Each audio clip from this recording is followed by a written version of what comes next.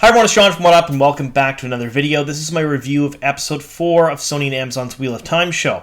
Now, in this review, we're going to do it the same way we've done the other reviews, spoiler-free at first, spoiler warning in the middle, and then I'll fully spoil the episode, giving examples of why I talked about certain things in the spoiler-free section. So, if you haven't seen the episode yet, or you don't like spoilers at all, you're safe to watch about half the video, and I will warn you. Now, the other thing I do want to mention is a lot of people in the comments have asked me to comment on the story and the direction that the show is taking. I haven't done that in my reviews yet. I'm just reviewing the episodes based on, how the shots are, the pacing, the acting, the VFX, things like that. I'm trying to review the show on its own merits. However, the story is part of the show, so I'm going to review parts of the story as well. That's going to be new in this particular one, but that won't happen until I hit my spoiler section of the video. But I will not compare it to the books and have it affect the score because, let's face it, this episode especially is quite a departure from the books. There's not much to compare to there. Alright, for those of you new to the channel, make sure you click the subscribe button and the notification bell. I'm putting out a ton of Wheel of Time content. We're talking at least one video per day, every day until Christmas, when the final episode drops. After that, I will carry on doing news and castings and leaks and all of the stuff that my channel's become known for. But right now, there's just so much to cover, so you're not going to miss anything. All right, so we're going to dive right into the review. We're going to give it a score first. The score for this episode is 9. 9 out of 10, absolutely fantastic. I'd like to say I don't know how they can get much better. A few people didn't like the episode. I've read online, on Reddit, and on Twitter and stuff, but man, so far this is my favorite of the first 4. So we'll talk about these shots, the locations, the costumes, all of that. I really enjoyed for this one too. There were a couple of different locations we hadn't seen yet. Spain was one of them where they recorded at a castle, and it was absolutely phenomenal. Whoever picks these locations, whoever does these scouting, Amazon and Sony should give them a raise because they are iconic and they're very, very easy on the eyes. I really like them. Now we talked about the costumes. There are a couple of new costumes in this. Some people mentioned that they didn't like Loghain's costume. That's the gentleman you see here on the screen with me. I did like it. We'll talk a bit more about that in the spoiler section. I liked the little bits of attention to detail on it. I liked a lot of the different props they used and the weapons because a lot of them had little nods and Easter eggs to the fans. Again, we'll cover that in the spoiler section, but the attention to detail was absolutely phenomenal. Next, we'll talk about the acting. In this particular episode, Zoe Robbins, Barney Harris, and Alvaro Morte, they stole the show. I mean, I don't know what else to tell you. They're the ones that stole the show for this particular episode. They took the cake as far as I was concerned. Their acting is amazing. They really did a fantastic job. Now, of those actors and actresses, Alvaro Morte is a very experienced actor, but the other two are not. They don't have a whole lot underneath their belt, and they are absolutely not just keeping up with, but in some cases surpassing award-winning actors and actresses on the show. The acting was absolutely phenomenal. I believe that these people were those characters. Next, we're going to talk about VFX, which to me is usually a sticking point. Pretty good in the show. I mean, this particular one, the VFX that they did have, a lot of it was smoke, fires, battle, the one power being channeled, and I won't get into the spoilers or any of that stuff, but it was all done very well and mixed with practical effects to the point where they blended so well together I couldn't tell the difference between the two of them in a lot of cases. In other cases, I was so immersed in the story, I couldn't notice that it was CG, even though intellectually I knew it was because there's no way they did practical effects for these things. But it just worked so well, I had really nothing bad to say about that. Last thing we'll talk about is pacing. Pacing for this particular episode was absolutely phenomenal. There was as much exposition and character building as there was action, which I like. They need to progress the story, they need to progress the world building, and they are doing that right now, as well as giving us a lot of action in the episodes. It didn't feel rushed, it didn't feel forced, it felt like it was a very natural feel, and at this point, Wayne Yip, the director of this episode, really hit his stride, and just kind of the whole season, if it keeps going this way, is going to be phenomenal.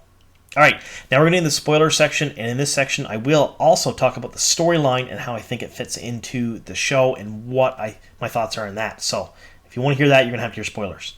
Spoiler warning, in this next bit of the video, I will be talking about specific elements of episode 4 to make my point, and I'm going to spoil, let's just say, the whole episode for you. All right, so the shots. I mentioned the opening shot, the castle in Spain. They shot that. That's Geldon, Loghain's home. And wow, like, I don't know what else to say other than the fact that it was absolutely phenomenal. I really enjoyed it. Again, whoever scouts these locations, does a great job. The costumes, now there's a bunch of little nods to the fans here that I really liked, and this is the attention to detail I'm talking about. When Logain was trapped later on, when he was wearing his simple robes, he had 2 dragons woven in either side of his chest, where the dragon pins would be for... I can't ruin that because I didn't say spoilers for later on in the series, but it basically showcased that he's wearing dragon elements of clothing, that he believes he's the Dragon Reborn. I really like that. When the King of Geldon attacked Logain, he attacked him with a dagger with 3 stars in it. That's the banner. You've seen the banners all around. They really put all those little nice touches in the costumes and the props. Really loved it. Really, really liked it. A lot of differences between the Aes Sedai's costumes, but they're the same. Same color, same military style fashion. However, little differences in each of their costumes because they are individuals. They are not a military organization, so they can do their own thing while wearing the color of their Aja, which in the book series they did quite often, although maybe not quite in the way that we see them on screen. So absolutely fantastic there. Next we'll talk about the acting. Again, Barney Harris in this, acting through the sickness of the taint from Shader Logoth. I said taint. It's not the taint. Acting through, the sickness from the dagger. He made me believe he really was getting sick and going a little mad there. It was absolutely amazing. Zoe Robbins as Nynaeve. I can't say enough good things about her. She is awesome. I can't wait till later on when we get in the series when we have more focal episodes based completely on her storylines, because let's face it, this isn't really a spoiler for the rest of the series, but every one of these characters we're being introduced to are a main character in their own right, and they get their own huge overarching storylines, and I can't wait to see hers and how she reacts to a lot of the things later on. But Zoe Robbins is doing an absolutely fantastic job. And Alvaro Morte as Logain, wow, the arrogance. The man is every ancient king, even when he's captured, and he plays that very, very well. I mean, look at this look in his face right now. Just phenomenal. Special effects, VFX, again, for this one, this is usually a sticking point for me, and a couple of people have roasted me the last couple episodes of the reviews, and they're like, just stop mentioning it. We know you don't like CGI. It's not that I hate CGI. I hate CGI when I can tell and it seems unnatural. In this episode, there was a lot of CG that was not natural, but it fit. For example, the scene that you see next to me here with Logain and the 2 people talking to him, so Alusha Salid and whoever that second male is, I don't know. Yeah, that doesn't look natural at all, but it fits, and it made me believe the scene, and I loved it because it was made of it looks like it was made completely of the taint. Like it was like Saidin weaved those people out of the taint. I loved it. I thought it was really well done. I thought it looked really nice. The battle scenes later on with the green and the red Aja fighting people when Logain's army attacked the encampment, all of that, all of the one power use, all of the CG there was interwoven with practical effects like you'd see in Saving Private Ryan, Band of Brothers, Fury, a lot of those war movies. And I got a very, very war movie-esque feel out of it. And the realism there, they did their homework. There was a lot of really real explosions and how they would look in battle. I loved it. I thought it was fantastic. Now we'll talk about pacing. I talked about this in a little bit in the beginning in the spoiler-free section, but the pacing in this one was completely on point. You had enough scenes with Rand, Tom, and Matt together talking. You had the whole Owen story. Phenomenal. I don't know what to say about that. It was really, really good. That built the characters up, built depth. You had a lot of talking in the camp between Karina, Moraine, Nynaeve, and the Warders. All of that built the story and built the mythos of everything up. Perrin and Egwene, when they were with the Tinkers, there was a lot of little tidbits and nods there to the series, building things up.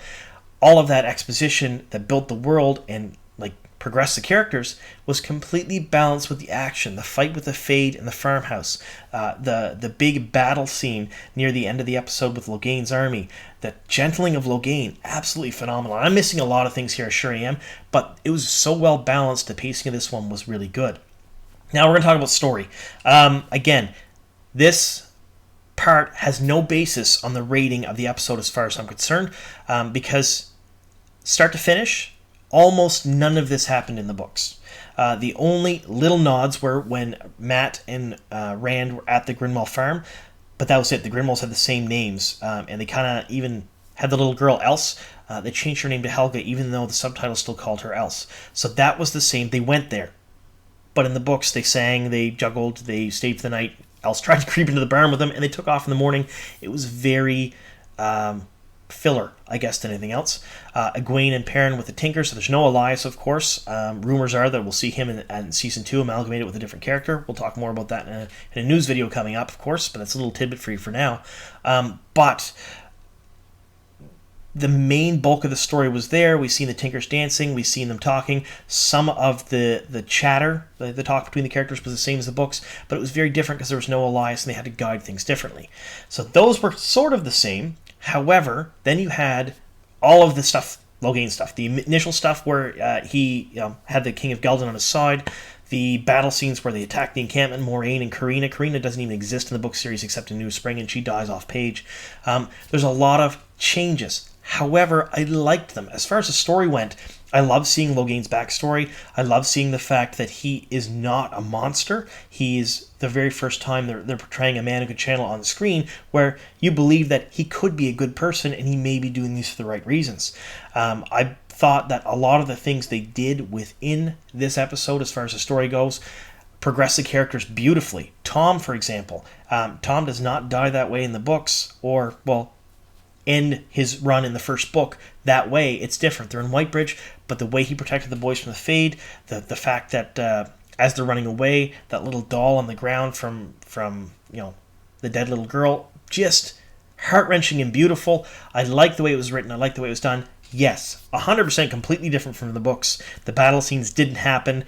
The way they shielded Logain, the different things they did, the fact that they gentled him before they get to the tower, all that very, very different. But I thought it worked really well in the context of where the show is going and where they're getting to. So, my thoughts on this are, the pacing was great. The storyline in this particular episode was phenomenal. Best episode ever. Was it the same as the books? Not even close. Not at all. However, like I've said before, I've had years, because I chase the leaks and all the other stuff and report about it on my channel, to make peace with the changes to the story. Are the heart and the spine of the books the same? Yes, you're using the same characters in much the same ways. They're pointed at the end goal. The finish line's the same. How they get there is going to be completely different, and I'm okay with that. I love being surprised. I love the differences, and I love the way they're handling things. So you folks wanted to hear my take on the story for this episode. That's what it is. There's not a single part of this episode that I didn't enjoy, other than, and this is just a small sticking point, the very end when Nynaeve went Super Saiyan, when she exploded. A couple of different things there. For book readers, and people especially who really know the books well, we understood how she could heal everyone in the room. Some people kind of question that, but she split the weaves. If you go back and you play it frame by frame, you'll see there's big giant ropes of Saedar, and they're coming out and they're touching each individual person. She split all those weaves. She healed them all at the same time because she's so powerful and so strong. That was a sticking point because some people didn't quite understand that, who read the books. Maybe they thought maybe she couldn't do that because there wasn't many instances of group healing in the books. The other thing, and this is a sticking point that a lot of people have mentioned, is when Nynaeve goes Super Saiyan, she blows up. There's this big ball of light around her, like the light of a raging sun. I think that's an exact quote. And that's a quote from A Memory of Light, actually, as well. When they talk about Nynaeve healing people, that's how she looks when she draws that much of the power. So big nod to the readers there. However, Logain shies away from it. He turns his head, he covers his face, and a lot of people are like, well, can he see? Can he see Saedar? Can he see the one power that she's using? That makes no sense. And there was a comment on Twitter made by Sarah Nakamura, the book consultant. She basically said, well, he's shying away from the shockwave and the debris. And a lot of people said, well, I don't see a shockwave, I don't see a debris. There was a bit of a shockwave. I've seen his hair and his clothes move just a bit. However, the way I interpreted it, and again, this is not official because Sarah come out and she works for production. She said it's a shockwave. We'll go with that as canon. But the way I interpreted it is Logain can see Ta'Veren. He sees it as a massive glow that scared him when he was being carted through Camelin. He saw it ran on top of the wall. I thought when I watched the episode for the first time that maybe they're making Nynaeve Ta'Veren, and I actually mentioned that in my Easter egg video, and perhaps that's what he's seeing there and shying away from it. He's actually using his talent there and seeing her as Ta'Veren. Again, not the official explanation. The official explanation for production was the debris and shockwave, which there is one there. It's small. It's there. Maybe it doesn't warrant his reaction, but it could be him being surprised as well at all the other stuff that's going on. Or, and this is probably the most plausible answer, it looked really good on screen, so they did it, and now they're like, well, let's try to explain it away. That's possible as well. Either way, small sticking point for me. Other than that, phenomenal episode. Really liked it. All right, I want to hear your thoughts down below in the description box. Hear your thoughts down below in the comment section. Let me know what you thought of the episode. Let me know if you agree or disagree with my 9 rating. I thought it was the best one so far. I want to hear all the things you didn't like as well as the things you liked, because, let's face it, if we can't be critical of the show, it'll never improve. Although so far I've only been critical of a couple of things because I've liked almost every element of it except for the first episode and the pacing, which I thought was off. Acting from some of the characters, but overshone completely by other people. Let me know what you folks think. I really like reading the comments. I may not get to reply to every single one of them, but I do my best to at least read them, so know that I am going through them. All right. Thank you so much for sticking with me here to the very end. Here's to many more.